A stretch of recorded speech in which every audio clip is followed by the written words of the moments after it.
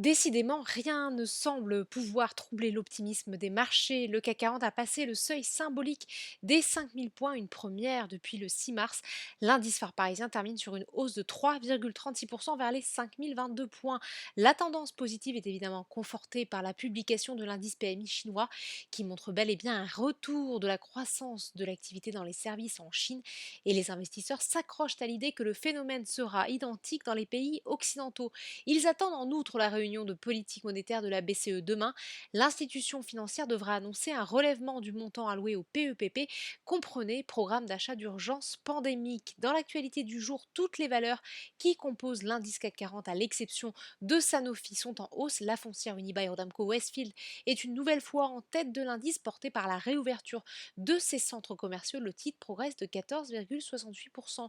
Le constructeur automobile Renault gagne 10,49%, profitant d'un relèvement de recommandations de Goldman Sachs qui passe de neutre à achat et de l'officialisation de son prêt garanti par l'État. Les valeurs liées au secteur sont également bien orientées, à l'instar de Peugeot et de Michelin. AXA progresse de 10,37% dans un contexte où les entreprises ont été nombreuses à y renoncer. L'assureur a confirmé le versement du dividende au titre de l'année 2019, bien qu'il soit réduit de moitié. En outre, AXA ouvre la voie à un versement complémentaire au quatrième trimestre qui compenserait le manque à gagner des actionnaires.